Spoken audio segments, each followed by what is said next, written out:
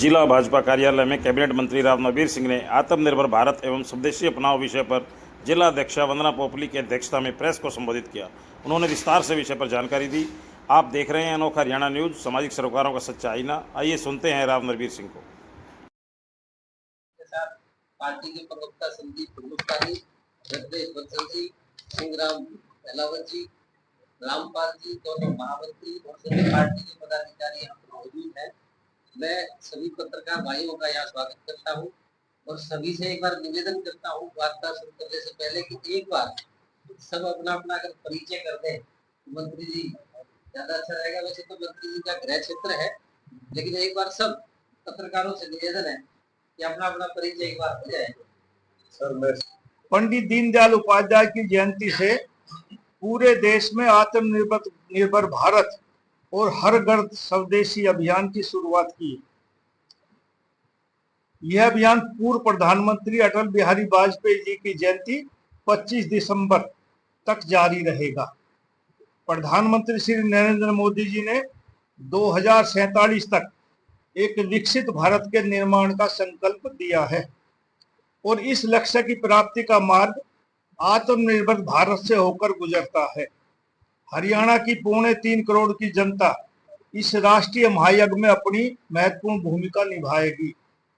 माननीय मुख्यमंत्री श्री नारायण सैनी जी के मार्गदर्शन में राज्य सरकार ने इसे हर गांव और हर शहर तक पहुंचाने के लिए विस्तृत कार्य योजना तैयार की है।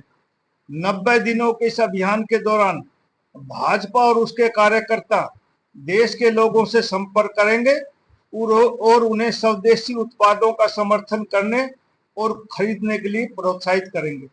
और साथ ही अकेले कोई भारतीय जनता पार्टी का स्वदेशी आंदोलन नहीं होना चाहिए, ये देश के सभी नागरिकों को होना चाहिए। इसलिए मैं प्रार्थना करता हूं कि प्रदेश में रहने वाला हर नागरिक इस स्वदेशी आंदोलन से जुड़े ताकि हमारा भारत 2047 में विकसित राष्ट्र बन सके।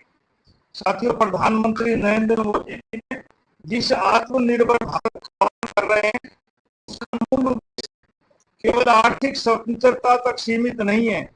यह संदेश देश की घरेलू क्षमताओं को सशक्त बनाने, आयात पर निर्भरता घटाने और स्थानीय उद्योगों को प्रोत्साहन देने के साथ साथ विकास की दिशा को व्यापक सामाजिक सरोकारों से भी जोड़ता है, जिसमें महात्मा गांधी की स्वदेशी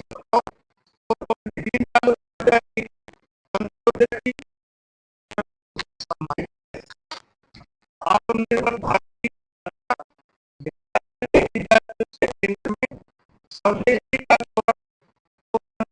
दर्शन स्पष्ट दिखाई देता है। यानी विकास की रफ्तार केवल बड़े उद्योगों और आधुनिक तकनीक तक सीमित न रहकर हर नागरिक के बुनियादी कल्याण, शिक्षा और सामाजिक न्याय को भी साथ लेकर चलती है। आत्मनिर्भर भारत संकल्प अभियान 3 स्तंभों स्वदेशी, स्वभाषा और स्वभूषा पर आधारित है।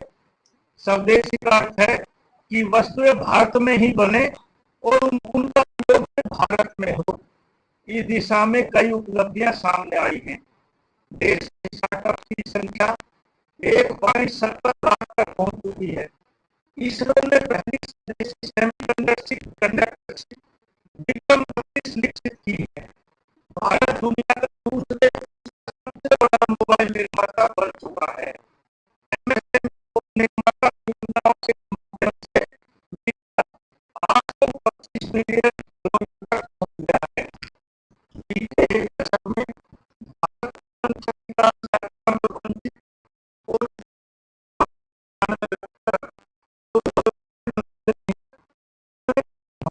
उतारा गया, वह इस दृष्टिकोण का सशक्त प्रमाण है।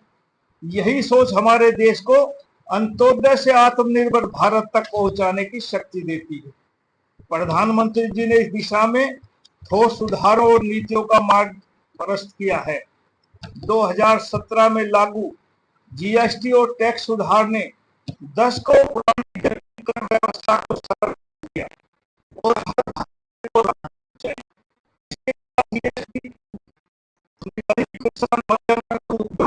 और अधिक लाभ दिया है। आत्मनिर्भरता केवल विचार नहीं बल्कि जमीनी हकीकत बन चुकी है। रक्षा निर्यात में 34 गुना वृद्धि हुई है। यूपीआई ने वैश्विक पहचान बनाई है। मेक इन इंडिया पहल ने देश को सिर्फ उपभोग के बाजार से उत्पादन और नवाचार का वैश्विक केंद्र बनाया है। मोबाइल, इलेक्ट्रॉनिक्स, ऑटोमोबाइल और रक्षा उपकरण जैसे क्षेत्रों में बड़े निवेश आए।